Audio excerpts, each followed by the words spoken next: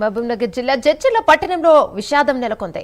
Private పాఠశాలలో టీచర్గా పనిచేస్తున్న ఎర్ర సత్యం కాలనీకి చెందిన వైష్ణవిని నిన్న సాయంత్రం విధులు నిర్వహించుకుని ఇంటికి తిరిగి వస్తున్న క్రమంలో తేజ అనే ప్రేమోన్మాది గొంతు కోసి హత్య చేశారు.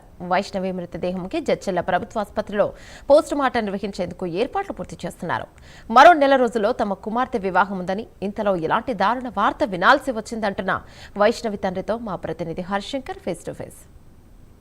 రాష్ట్ర వ్యాప్తంగా సంచలనం సృష్టించినటువంటి జడ్చర్ల పట్టణం చెందినటువంటి వైష్ణవి హత్య కేసుకు సంబంధించినటువంటి డెడ్ బాడీ ప్రస్తుతం జడ్చర్ల హాస్పిటల్కి వచ్చి చేరుకుంది. ప్రేమోన్మాది చేతిలో మృతి చెందినటువంటి వైష్ణవికి సంబంధించినటువంటి వాళ్ళ తల్లిదండ్రులు మనతో పాటు ఉన్నారు. వాళ్ళతో మాట్లాడే ప్రయత్నం చేద్దాం. సార్ చెప్పండి, మీ అమ్మాయి ఎక్కడ జాబ్ చేస్తుంది, ఏ విధంగా ఈ మర్డర్ జరిగింది అనుకుంటున్నారు? బ్రదర్, మా అమ్మాయి ఎస్పీకి క్యాంపస్లో డ్యూటీ చేస్తుంది.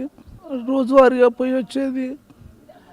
ఇలాంటి సంఘటన మేము లోకల్ లేకున్నాం బ్రదర్.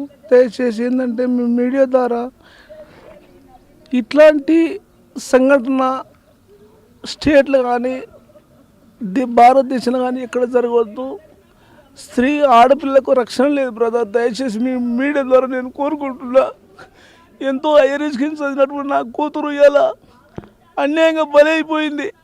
ఇట్లాంటి బలిదానాలు కాకుండా పోలీస్ వ్యవస్థ కరెక్ట్ పని చేయాలని చెప్పేసి మీ ద్వారా కోరుకుంటున్నాను బ్రదర్. నేను అంతకనగా నేను చెప్పలేను బ్రదర్. అమ్మాయి ఇంతకుముందు అంటే మీకు ఎంతమంది పిల్లలు, ఈ అమ్మాయి ఎక్కడ చదువుకుంది, వీళ్ళిద్దరు పరిచయం ఏమైనా ఉందా, మీకు ఏమైనా ఇన్ఫర్మేషన్ ఇచ్చిందా అమ్మాయి? లేదు బ్రదర్, ఎక్కడ పరిచయం లేదు. నా కూతురు గురుకుల చదువుకున్నది. గురుకుల కూడా టాప్ రేంజ్లో మంచి చదువుకు క్లివర్ స్టూడెంట్, చాలా సిన్సియర్ నా కూతురు. ఈరోజు పీజీ చేసి ఎంఎస్ కంప్యూటర్ చేసి సెట్ ఎగ్జామ్ రాసింది. గ్రూప్ 2 ప్రిపేర్ కావడానికి సిద్ధంగా ఉన్నది బ్రదర్. అలాంటి ఏ ఉద్దేశం లేదు. రోజువారీగా క్యాజువల్ పోయి వచ్చేది బ్రదర్. ఇట్లాంటి విషయాలు ఎక్కడ జరగకుండా ఆడపిల్లల తల్లిదండ్రులకు నేను విజ్ఞప్తి చేస్తున్నా. కొడుకుల కన్నా తల్లిదండ్రులు కూడా విజ్ఞప్తి చేస్తా. కొడుకులను అట్లా పెంచొద్దని చెప్పేసి కోరుకుంటారు బ్రదర్ మీ ద్వారా. దయచేసి ప్లీజ్ బ్రదర్, ఇట్లాంటి వ్యవస్థ మనం ఏడవున్నాం బ్రదర్. ఇంతటి కంప్యూటర్ యుగంలో, రాకెట్ పంపిస్తున్నటువంటి యుగంలో కూడా మనం మర్డర్ చేసుకునే పరిస్థితి ఉందా బ్రదర్?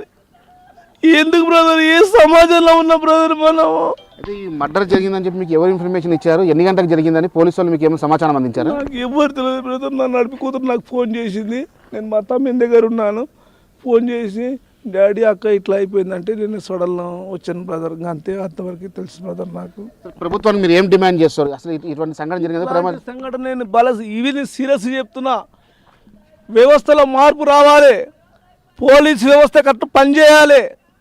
తల్లిదండ్రులు కూడా మగపిల్లల క్రమశిక్షణ పెంచి వాళ్ళని ఒక ప్రయోజనం చేయాలి. కానీ ఇట్లా రౌడీ సీటలను మాత్రం చేయొద్దని చెప్పేసి కోరుకుంటున్నారు. దేశం 2 చేతులు మొక్కుతున్నాం మేము మిమ్మల్ని. పోలీస్ వ్యవస్థ, ప్రధానంగా పోలీస్ వ్యవస్థ ఏ సెక్షన్ పనిచేస్తుందో, ఎవడు ఏ తప్పు చేసినా వాడిని ఇమీడియట్లీ వానికి శిక్ష పడాలని చెప్పేసి కోరుకుంటారు బ్రదర్.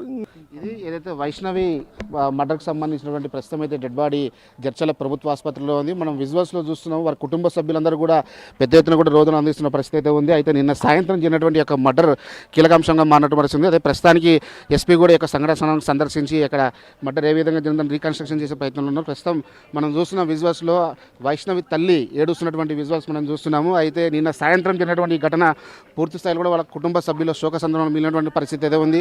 మొత్తంగా చూసినట్లయితే ఈ యొక్క డెడ్ బాడీ ప్రస్తుతం మార్చిలో ఉంది. అదేవిధంగా ఎవరైతే ప్రేమోన్మాది చేతిలో మృతి వైష్ణవి తల్లి మనతో పాటు ఉన్నారు, వారితో మాట్లాడించే ప్రయత్నం. చెప్పండి అమ్మా, ఏ విధంగా జరిగింది? ఏం జరిగిందో మాకు తెలియదయ్యా. ఇంకా 15 నిమిషాలు 10 నిమిషాలు అయితే నా పిల్ల వచ్చి ఇంట్లో పడుతుండయ్యా.